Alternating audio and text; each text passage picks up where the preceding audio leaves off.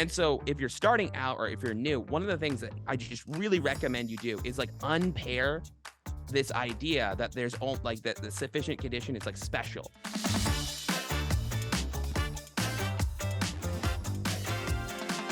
This is an LSAT-based webinar. It's pretty open-ended here. We're just going to take Q&A for this entire time. Yeah, that's kind of the game plan. Anything you want to add, Henry? No, fire away your deepest, darkest questions. We're here for it. Me and Bailey are at your disposal.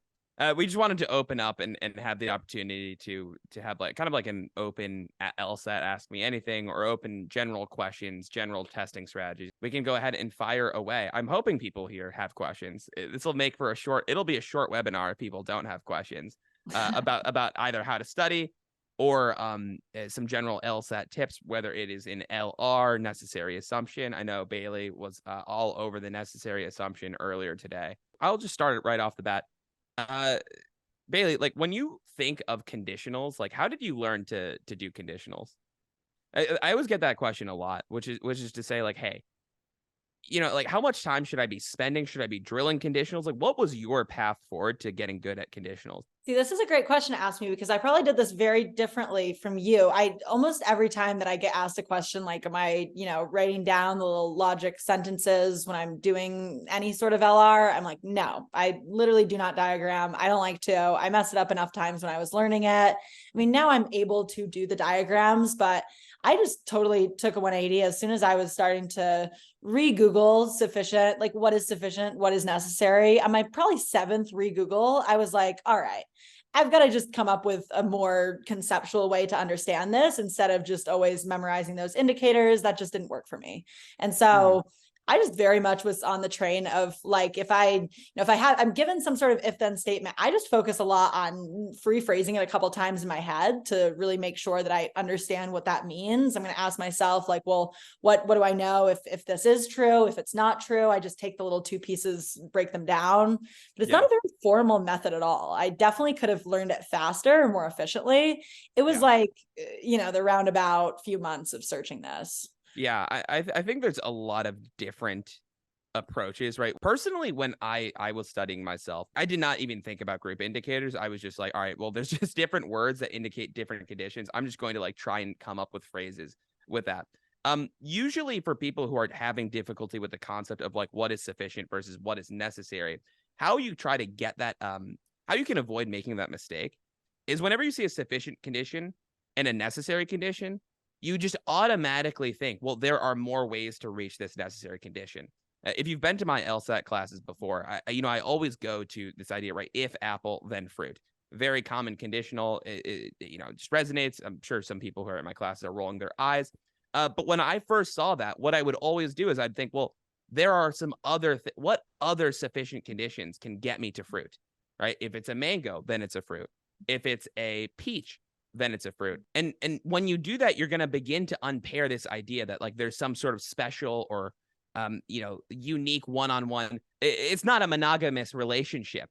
Okay. When you have a sufficient condition versus a necessary condition, there are multiple ways that can get you to fruit. And so if you're starting out or if you're new, one of the things that I just really recommend you do is like unpair this idea that there's like that the sufficient condition is like special. Right? All it means is that it's enough. Well, there's a bunch of things that could be enough to get to the necessary condition.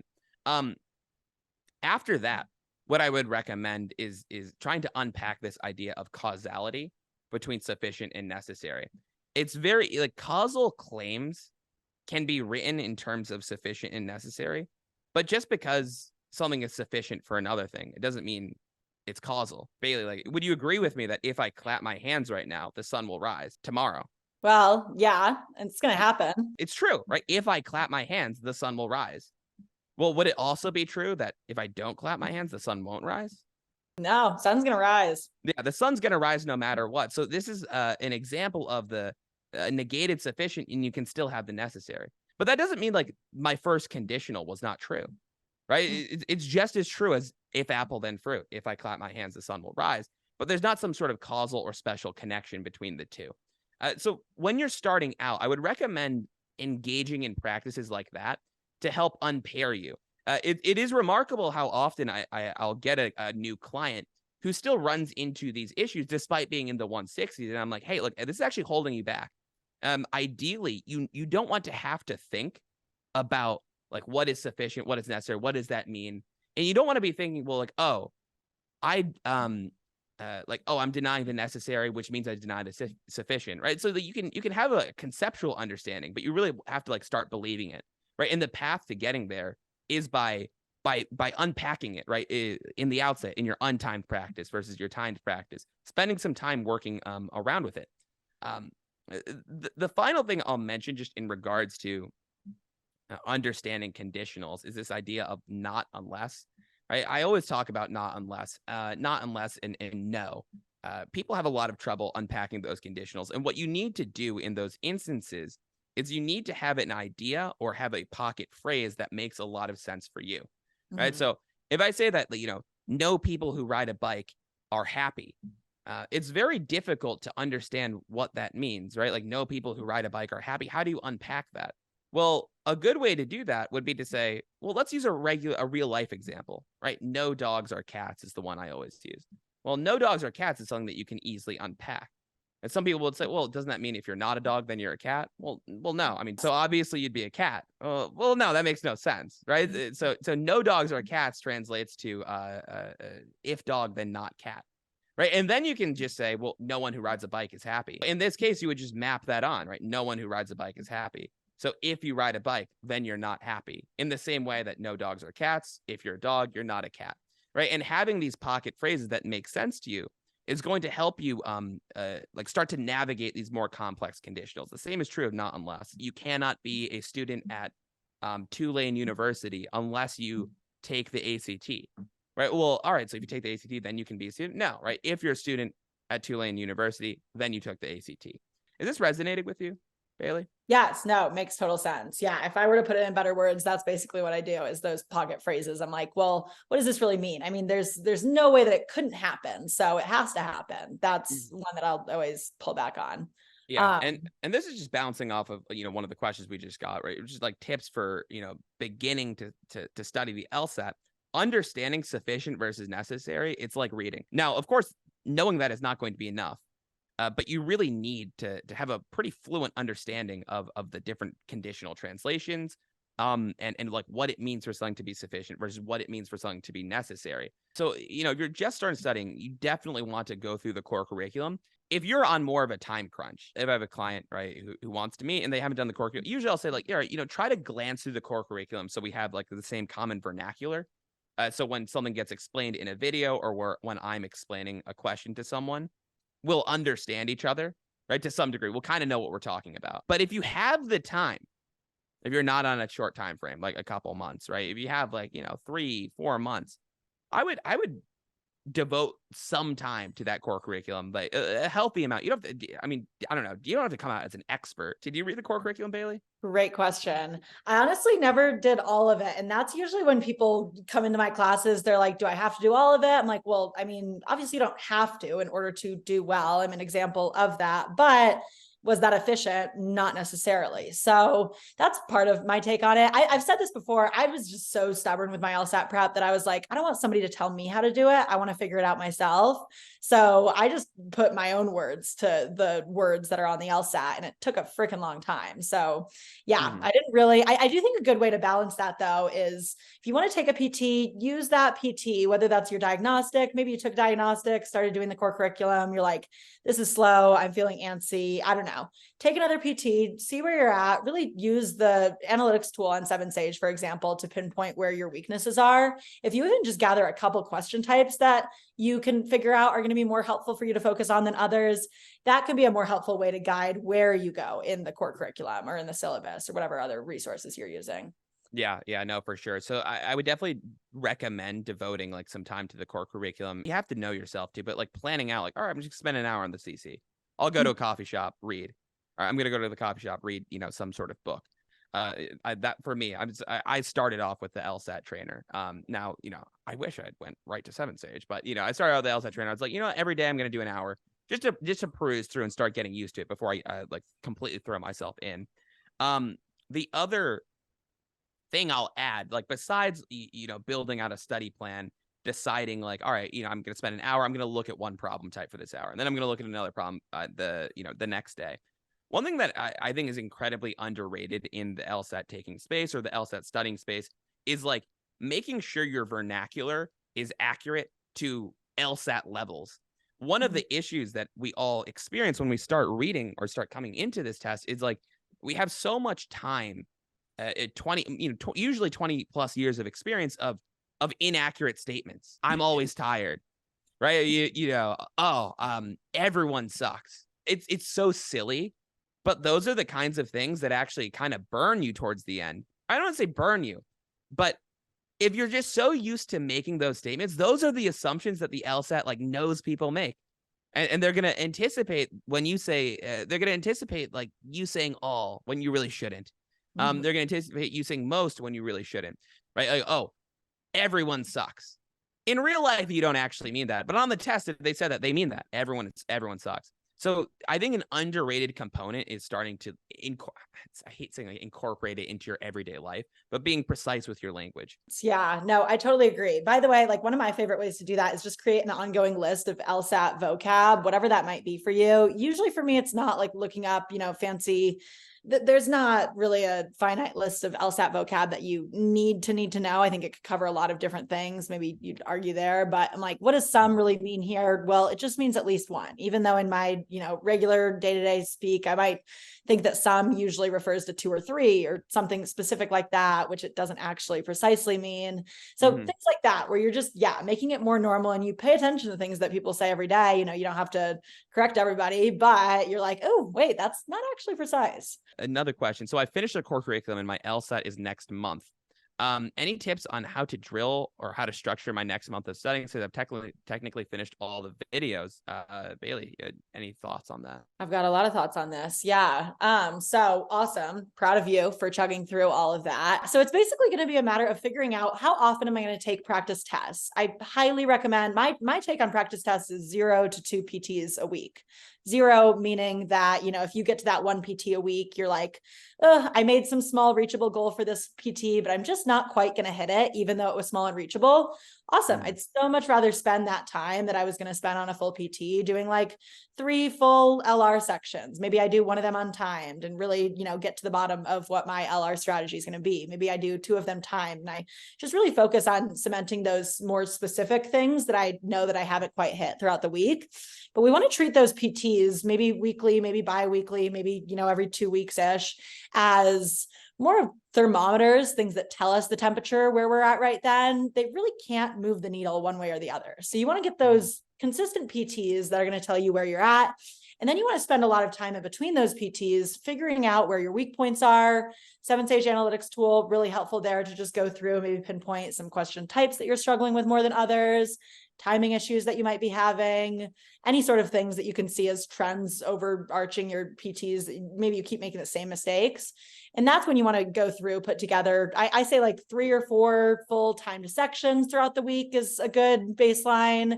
Gather like 2 or 3 more targeted drills per day, get creative with those, try to put together things that might be hitting your weak points. I don't know. Those are my general ideas there. Anything to add? Self-reflection is very important when you're studying. A lot of people drill, they check the answers. I got this X, Y, and Z wrong. I'm not going to do that again. Not a bad way. I was about to say terrible way. Not a bad way to study, but there are maybe more favorable ways to study. One of the things that I always give my clients that if I work with them one-on-one, I call it like a strategy builder. I don't have a good name for it. It's like you do 5 problems of the same type. You do them in a row. Afterwards, you blind read, you check your answers. After that, though, you ask yourself, well, okay, maybe you missed 2 out of the 5. You ask yourself, like, why did I miss these? And it's not even, what is the right answer? It's like, why did I miss this? Right? What about me made me skip over this problem or skip over the right answer choice? What about me made me commit myself to a wrong answer choice? And then after you figure that out, right, then you have to make a plan. How can I never make that mistake again? And now, of course, you're probably going to make the mistake again, but how can you avoid making that mistake in the future? Right? So you say, you know what? Every time I see the word only if, I'm going to, boom, necessary, for example, instead of if sufficient, right? So only if, boom, necessary. And then what you're going to do is you're going to do those 5 problems again. After you do those 5 problems, again, you apply the strategy that you thought. And this is like cement. It's kind of like foolproofing, right? You're cementing this into your brain, right? Only if it's necessary. After that, you do another 5 problems of a different, of like, different problems, but of the same type, reapplying that strategy. So that can be as like down to the microcosm or only if, or strengthening questions. I'm going to watch out for alternative explanations and shutting those down. The goal in that situation is like you're self-reflecting on your I was about to say on your own deficiencies. It's a little harsh, but you're trying to ask yourself, well, why am I getting this wrong? Of course the answer is right. Of course, it's so obvious why an answer is right when you have that little green bubble right next to it. B. Oh, of course, I see why that's right. But you want to ask yourself, well, what about this was so mysterious to me beforehand, and why did I mess that up? Next question then. How do you stay focused and present in reading comprehension? I feel like we talked about this recently, like a couple weeks ago. How do you stay focused and present? That's like a classic one. Everybody seems to have that problem. I thought it was only me. So my situation here is a lot of times, like, I mean, I would read things online that's like, you got to feign interest. You got to pretend that it's life or death. You're the scientist that needs to figure something out. And I'm like, yeah, I can kind of get myself to do that to some extent.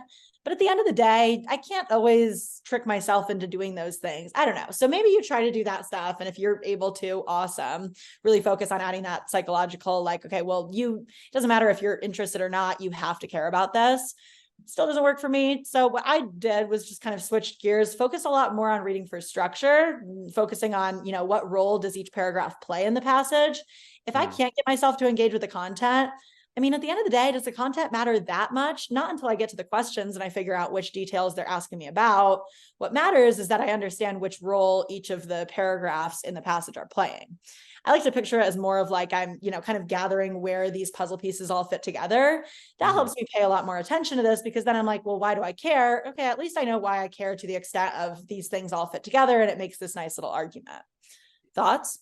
I agree a lot with that. Well, I'm a little bit more, I don't know, like I was about to say like militant, or a little bit more like, why do you have to be interested? That's my thing.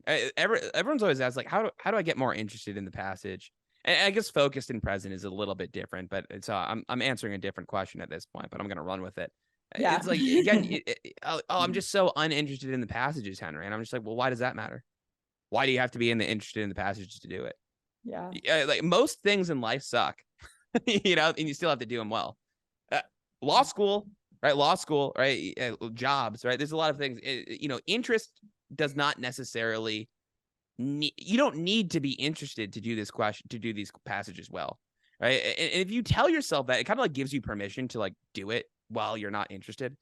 One other thing is like, in terms of staying focused and present and at a more general level, is if you have the luxury of deciding when you're studying, try to figure out when you are most aware, present, active. Right. So if for me, that was 10 a.m. and I was fortunate. I was in school at the time, so I was able to study like at 10.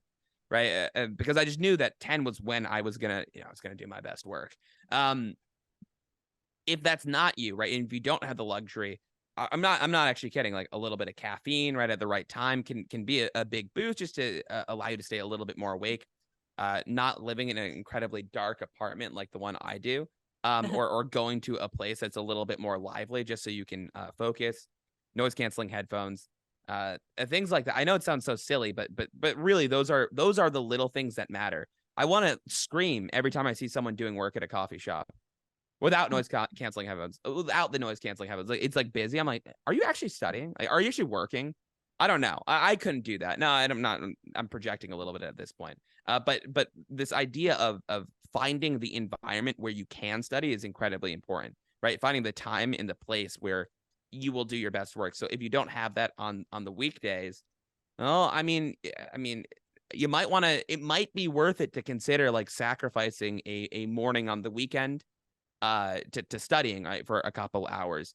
And by the way, it's like if 10 a.m. is your time, probably not going out to like 2, right, is going to be beneficial too. I'm not kidding. It's like in my study plan, I'll be like, yeah, don't go out and party. Just because you're not going to be retaining information.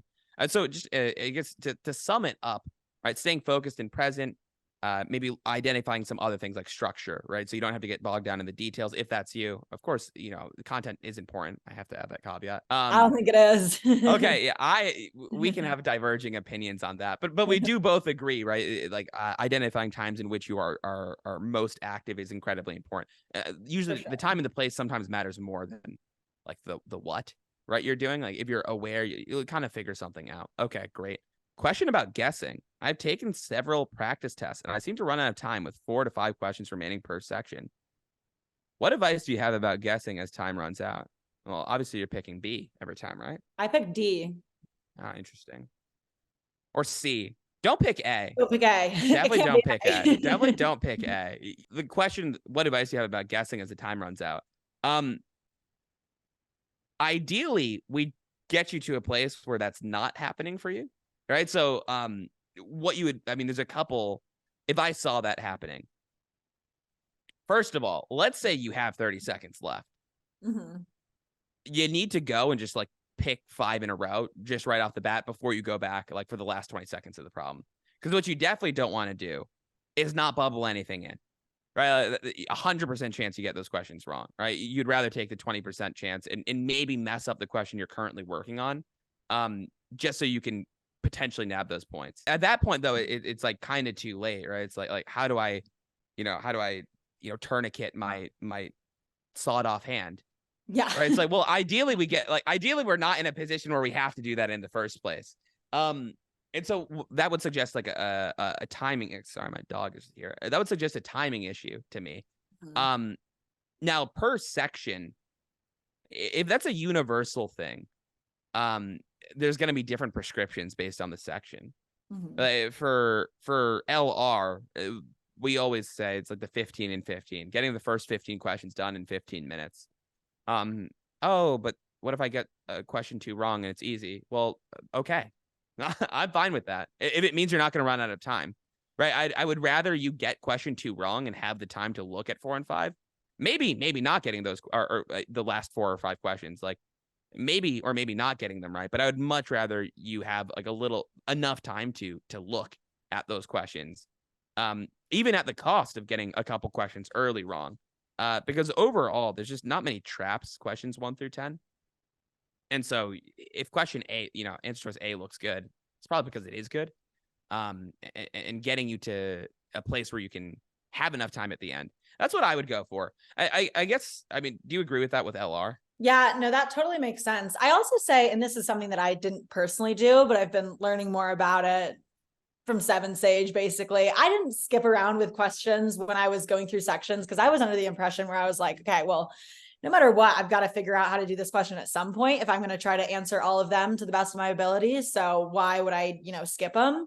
But especially in the interim, I find it to be really helpful. Like if you're genuinely consistently running out of time for 4 or 5 questions, cool. I'd rather you, choose which 4 or 5 questions you're not going to be 100% sure about, like not going to answer. So maybe you go through like when you get to, even if it is question 10, it's supposed to be one of the more straightforward ones. And you really just like, whatever it is, you are not confident in your answer. There's a disconnect. Cool. I'd so much rather you skip on, move to the next one, bubble something in for 10 and flag it, come back to it maybe, but get more time to get to those harder ones at the end. Cause maybe they're not actually, objectively harder, or it's usually like time crunch comes. Some of them are really hard at the end. Some of them are not. We don't know. Yeah, I know. I guess like in terms of LG too, I've like run into a remarkable amount of people who aren't maybe totally aware of this. Like on LG, you cannot check every answer choice, right? Like the second you get to an answer choice that you like, you just have to pick it, right? So if that answer choice is A and it's A 5 times in a row, so be it, right? Yeah. Like there's just not enough time for you to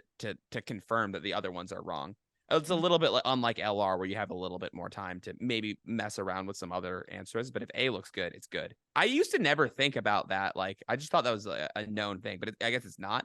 The other thing too is how good are your master game boards, right? So if you have a bad master game board, it's going to take you a lot more time to do the questions. So it would depend. I'd have to see your sections, but I would ask yourself, like, if you look at the video, do you have an approximate of that?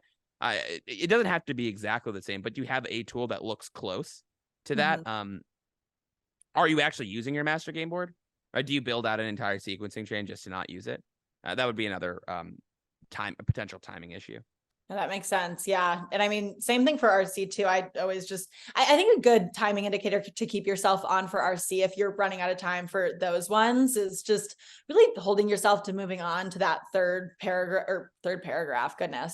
passage when you have about 20-ish minutes left on the clock. That's at least what I like to give myself, so that I have like 10 whole minutes to attack those last two passages, just in case they're a lot harder than the first two. If I have to kind of change up that distribution of time in the moment, then great, I will. But similar to LR, we're saving ourselves 20 minutes for those harder ones at the end. Mm-hmm. Yeah. Okay. So strategies for picking between two answers that look fundamentally similar. It's a great question. My first thing is, whenever I'm down to two answer choices, period, even if I don't know why I'm down to them, usually it's because they kind of look similar, but maybe I'm not putting my finger on that. I'm just asking myself, what is the difference between these? I am not allowed to move on until I get to some sort of difference. If I stare at those answer choices again, and I'm like, you guys look exactly the same, I'm going to remind myself they can't be exactly the same. They're not using exactly the same words, nor perfect synonyms, things like that. So I'm just going to go chunk by chunk, maybe a few words here, a few words there.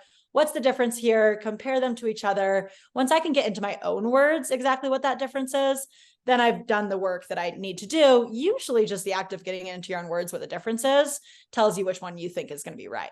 Unless just totally out of left field, like you have no idea what you're doing with this question.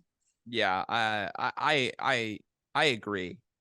In terms of, obviously they look the same, they're not. And so what Bailey's recommending to sift through literally word by word is always good, right? Like identifying the differences between the two, right? The only versus the only, if versus only if, right? These are things that mean different things, and visually they look very similar, right? So you want to make sure that when you're going through, oh, this says only, right? And the other one says only if. Okay, now I know that this is a necessary condition versus sufficient condition. I keep going back to necessary versus sufficient. I just like probably the easiest, the one that's like most relevant or comes to mind. And that's a good starting place usually. If after that, you're just totally stuck still, I will say then just move on, pick it and move on. How I look at this test is it's like gambling, or it's not like gambling, but it's about percentages, right? Narrowing it down to 2 is effectively gaining points. You start off with a 20% chance of getting a point. If you narrow it down to 2, you have a 50% chance. That's half a point versus a fifth of a point. I know it doesn't seem like it, but it stacks up. If someone narrowed it down, like, if someone just guessing A on this test versus someone narrowing it down between A and, or B and C, well, the person who narrows it down between B and C is going to score higher, right? So it's okay to X things out and be like, oh, I just wasted all this. No, you didn't. You're good, right? You gained a half point. You have permission to keep moving, and not getting stuck. That is a question, though. I mean, and afterwards, you need to do a postmortem and be like, all right, what is the difference between the two? It goes back to this other idea, like, what about me didn't see this? What is the problem? Only versus the only got me. It still gets me. I will say that's the one thing. Whenever I see the only, I'm like, I sweat a little bit because I'm like, oh man, I have to like think about like, oh, what is the requirement there? I guess that's more of like an LR answer. RC is very similar though. It's similar concept. You end up with answers that look slightly different, or look the same but have mild differences, and then C's on those mildly different words is always a good opportunity there. Anything else you'd like to add? Yeah, I think just going back to the passage as well, like, if you're doing all of this, but you're really only looking at those answer choices, whether it's like glancing back at that stimulus, maybe putting something in your own words, rephrasing what you're looking for. So if you're still stuck, like you really just can't move at all beyond those two questions, you've got to go back to the evidence that you have at hand. Okay. What is the best way to approach inference questions for RC? I approach inference questions kind of similar to most strongly supported questions. Where it's not the same way, but there's like an overarching strategy that you want to think about, which is like, what is the easiest claim to support, right? Between, let's say we have two answer choices. One says that some milkshakes are tasty, and the other answer choice says most milkshakes are tasty, and the other one says all milkshakes are tasty, and the entire passage is about milkshakes being tasty. Well, I'm going to pick some milkshakes are tasty, because as long as there's one milkshake out there that's tasty, then that is a supported claim, right? Whereas opposed to most, you have to have 50% plus one of milkshakes being tasty, and all you have to have 100% of them, right? So that's wrong if I find a single untasty milkshake. And so an overarching theme on inference questions is the wrong answer choices will be a little too specific, right? They'll be astringent, maybe like too tight, right? It'll be harder to support. Henry's favorite medicine is, I don't know, Tylenol, Red Bull, right? Tylenol, right? You could have an entire passage about like how Henry just loves to take Tylenol. He thinks it's better than Advil. He takes a Tylenol every day. And it's like, oh, what does Henry think about question, inference, what does Henry think about Tylenol? Oh, Tylenol, answer choice A, Tylenol is Henry's favorite thing. Okay, maybe. B, Henry thinks Tylenol is the best drug. Okay, maybe. E, answer choice E, Henry possibly thinks Tylenol has some maybe beneficial effects. Right? Like I'm picking E every time there because it's just so much easier to like passage aside, it's just so much easier to prove, right? Or support the idea that Henry like thinks it's possible that Tylenol is a good thing. Versus once we start going into like this, like, oh, Henry definitely thinks Tylenol is a good thing or it's his favorite thing. Well, then we're sketched out. Like, it's just a lot harder to support. Now, I'm not saying that those answers are always wrong, but if you're in a pinch, looking at things that are like quote unquote easier to support, like so some statements are much easier to support than most statements, which are much easier to support than all statements. May, I love May. May is my favorite, not a person, right? But I love May, the word May, because May is the easiest thing to prove. As long as it's possible, hypothetically possible, then a May statement is valid, right? We might be hit by a meteor destroying the Earth tomorrow.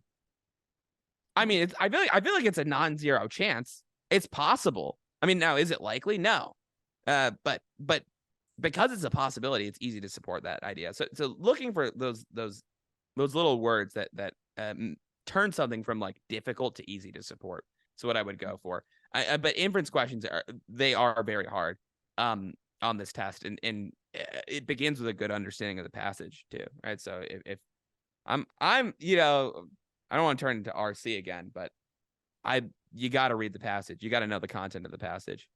If that answers, or anything else you'd like to add? No, I totally agree. Obviously, you have to read the content. If you're like ignoring the entire content, like what are you doing there? But I just find it a lot easier to lean on structure instead. I was going to say for inference though, yeah, the same point that you were bringing up in the first place. I mean, if you keep struggling with inference questions on RC, first of all, put together a set of MSS questions for LR. See if you can reliably start understanding how to work through most strongly supported questions. It's the exact same thing. We're just applying it to a different passage to a different thing. It's passages. But yeah, the other thing that I'll say, like beyond the just strength of wording, is once it gets, you feel like you've kind of already picked out what's easiest to support, what isn't, usually that will get you most of the way to your answer choice. But then again, they'll make those really hard inference questions where everything's pretty weak wording. And so I just hold myself like all the more reason, my take on it, I want to know what you do, to go back to the passage and just physically highlight multiple pieces or multiple places where I can find evidence for my answer. Because if it's an inference, it's asking me to see what's rooted in evidence. Chances are it's asking me to synthesize something. It's not just going to be that easy. It comes from one place. So I make myself go back and highlight, but I find, sometimes students are like, I don't have time to do that. Just like all the more reason to just make sure that you're rooting this in evidence. I didn't know you were a highlighter. Oh yeah, you don't like highlighting. That's why. Well, I don't care if I'm highlighting it, underlining, whatever it is. I'm just like, I need to physically point to that part of the passage. So if you make yourself go back and point to it, cool, that works too. I'm not a highlighter, so I don't think it's harmful, but that makes sense. I'm definitely not much of a highlighter. I think just bouncing off of what you said with when I tutor someone, I'm a big believer that LR and LG needs to be your like number one focus personally. Now, it's not like you should ignore RC, but as you're saying, people's RC scores go way up when their LR scores go up. It's very odd because even though the content might be slightly different, you're dealing with passages, the actual questions are very similar to LR questions, right? So if you look at the LR or the RC passage as just a very long stimulus, a lot of the questions are very similar and they play on similar ideas. So because of that, getting better at LR is a very viable way to to improve your RC score. If you're not struggling with it, if you feel like you're understanding, no, I stand by what I said. I'm not going to waver. Obviously, you should still study RC. It's still important. However, like if you want to maybe kill two birds with one stone, LR is a good place to get your birder, if you will. That's insane. Right. Okay. So would you consider the upcoming changes to LG a time constraint?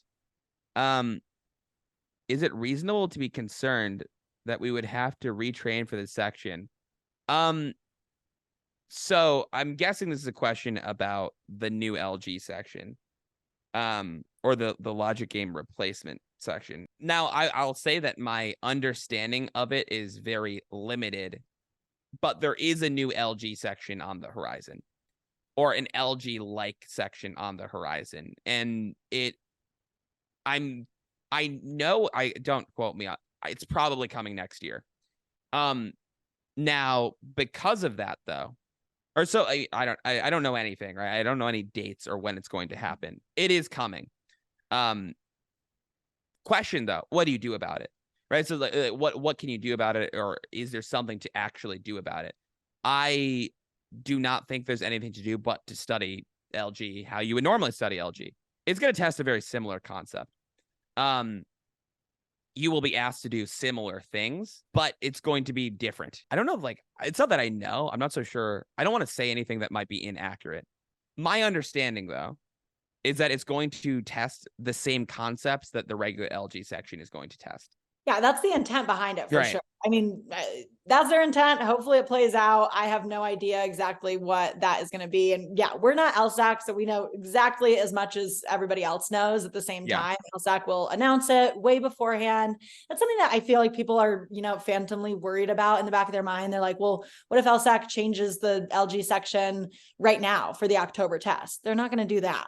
They're going to give us advance notice. It's going to be testing that same idea. So exactly. The best thing that you can do is just practice, understand logic games as it is right now. It's also, if you're, well, I don't know. People ask that question, I think, coming from different places. I definitely have had people come into my like LSAT 101 classes, hear about there might be a change to this LG section. And they're like, well, hopefully, because I hate this, so I want to stop learning it now. If that's where you're coming from and asking that question, or even just wondering about it, I think it's just like, pick yourself up, start learning LG. I didn't love it at first, but now I genuinely enjoy it. Like, it actually, and you don't even have to enjoy it. You're going to figure it out. It's figure outable. So that's my take. The only thing I'll add is like, there's nothing right now to study for it except for LG. Exactly. And so it's wise to spend some time doing LG, because however good you are at LG, it's going to make your transition to the next section, whenever that comes, that much easier. What are some good protocols for the day before the test? Good protocols. Usually the good protocols, I'd say, start like at least a week before, waking up at the same time every day, right? So whatever time you're going to wake up on test day, like getting that circadian rhythm in check. A week out is usually when that starts to begin, right? Get some sleep, commit yourself to not going out very late, things like that, right? Try to have a similar bedtime, similar wake up time. If you have the luxury, study or do LSAT work at the same time that you're going to be doing the test. Don't take a PT the day before. If you do, don't grade it. I actually think taking a PT before, but just to keep the rhythm is good. Don't grade it though. I mean, I don't know what grading is going to serve you. Either you're going to do better than expected, and then you'll be overconfident. You'll do worse than expected. You'll be underconfident. Both of those are bad, or you'll do the same as expected and there's no benefit. So it's an option. Your best case scenario is neutral, is what I would say when it comes to grading. So, and your worst case scenario is not good. So don't grade is what I would recommend the day before. Don't do anything that's like new. I don't want to say don't do anything that's new, but I don't know, like, be comfortable. Like, I had a terrible stomach ache. Your goal should not be to learn anything new. If you end up doing, I don't know, like, if that happens along the way, cool, like, don't fight it. But if you're ever going into your last day before the test thinking in any sort of way that you could cram for this test and any other, like, as it's similar to any other test, no, there's just no way. Trust me, I try to do it. There's just no way. It was like the test that I was learning something. Like I remember one of my tests, I was sitting there, like I had a big breakthrough for LR the morning of. I don't even remember what it was at this point, but I just remember something really clicking. And then I was like, oh, this totally makes sense now. I'm, super confident going into the test. It's just not enough time to master a skill. If you get something to click, great. You're going to need, and I don't even know what that magic amount of time is, but it's like doing it a couple times in drills, pulling it off in a practice test, and then doing it. And you just need more time to do those things. So if anything, I say like go for a long walk, maybe listen to a podcast or something, try to like get yourself in a semi LSAT mindset. If you don't want to do a whole test, do like a little mini LSAT, one passage, one game, 5 LR questions, something to just make sure that you're not, totally forgetting about this thing, but really focus a lot more on building that confidence and building those mental game aspects of the test that are so shaky, or they could be. And so that's what I'd be more worried about, not your content or understanding. Yeah. I would say your fate is sealed at that point. So just hunker down and let it rock. Any tips on how to build confidence? Finding that my mindset is one of my it's always the man in the mirror. It's true. Finding that mindset is one of my biggest obstacles right now. Confidence drill. I wouldn't call it confidence drills, but like just going based on first answer is usually a pretty. It's a drill where you just do an LR section. You just pick the first answer choice you like, see how that goes. It's sometimes a double-edged sword though, because sometimes it doesn't go well, but usually goes more. Usually, what happens is that it goes better than you think it will. Right? It goes better than you think it will. Fair, depending on your level of understanding and stuff at that point. Yeah, I think it's a good way to gauge like where am I when I'm picking based on instinct or whatever you get that first guess is. And maybe hopefully it's not a guess though. Like I always like to make sure that my confidence is not rooted in nothingness. It's rooted in evidence. It's evidence-based. And so how am I confident? Well, I know that I have my strategies down. How do I know that I have my strategies down? I can actually say out loud the approach that I'm using for every single, like I have some questions that I'm asking myself every time I go into an LR question or a game or something like that. Like I have this framework that I can rely on. So I have all the more reason to be confident, but that was kind of switching it from the drill itself. Yeah. I guess it also depends too. Like, why are you should you be unconfident? Right. Sometimes like it's terrible to say. It's like, but like if you're messing up a lot, there's no reason to be confident. Then, in a sense, it's just a sign to study more. You shouldn't be confident if you're new in studying. I mean, like it would make no sense. Yeah. Because you just don't know what to do.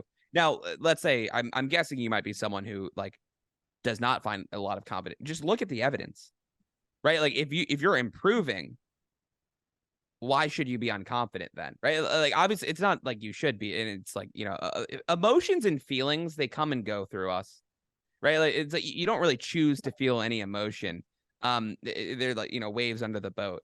But what you can do is just like look at the evidence, right? It's like, okay, I am steadily improving, like 2 points every PT I take. Sure, I don't feel confident, but like if I look at the facts, the facts would suggest confidence. Now, of course, you still might not feel that way, but even just knowing that, like, hey, look, the feelings, feelings are deceptive, right? It's not necessarily an indication of like what is truth.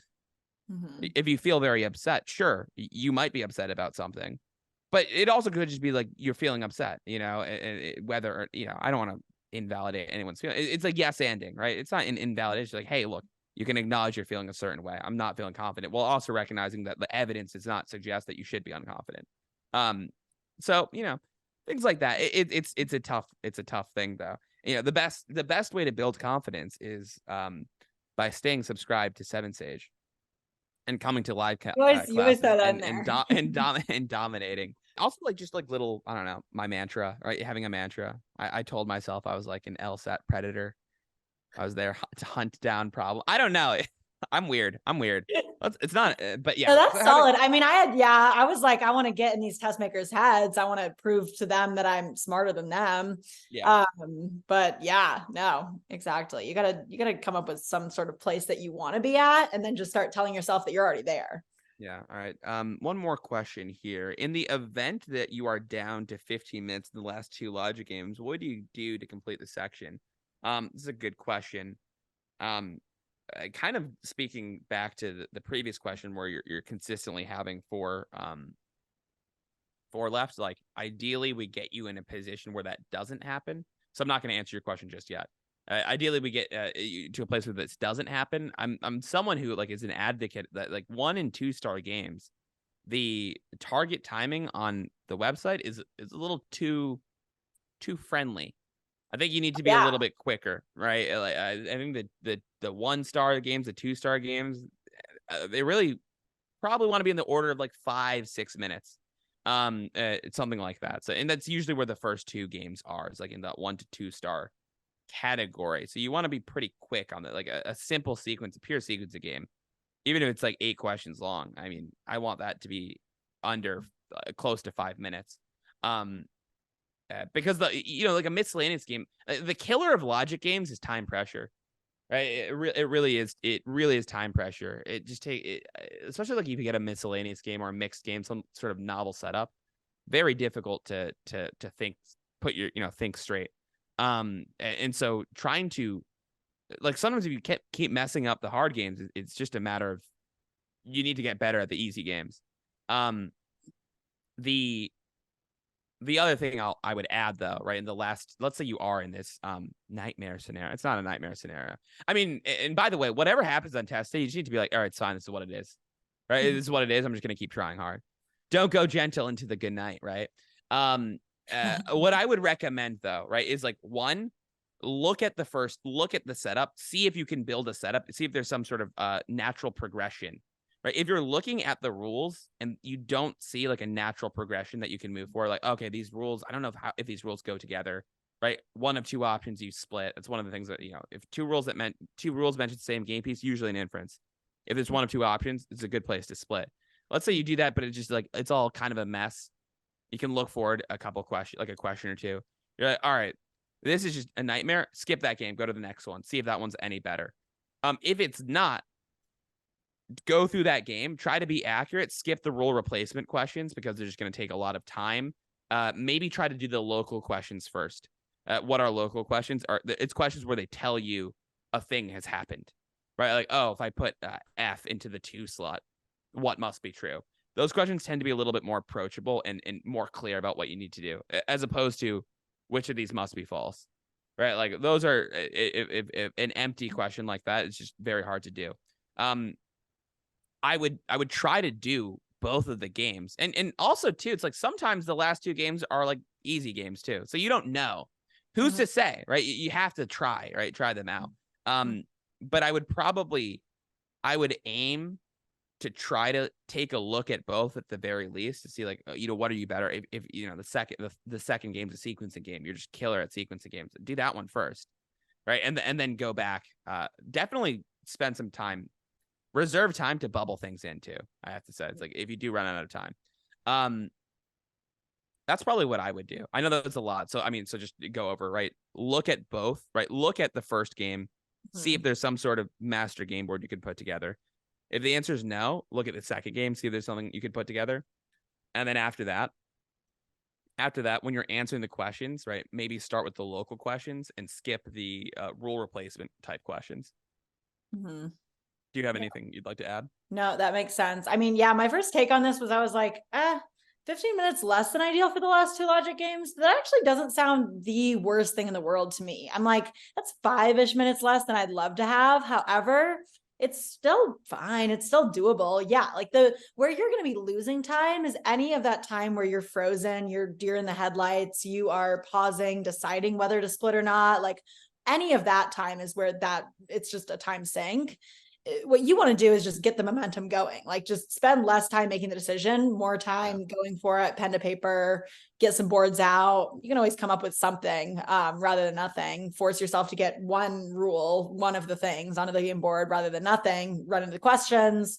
If questions first. Yeah. I usually, by the way, just refer to them as if questions. Cause I know there's some of them where if isn't first, like it says it all kind of convoluted and then it, says it afterwards, but I'm like, if you just want to do a quick little skim through, just look for the word if, do those questions first. It'll be a little bit easier, give you a little bit more information to answer those more open-ended global questions. But yeah, that's all I got.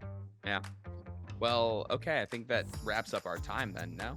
Yeah. Well, thank you guys for coming. Appreciate the questions. All right, guys. I'll see you guys soon.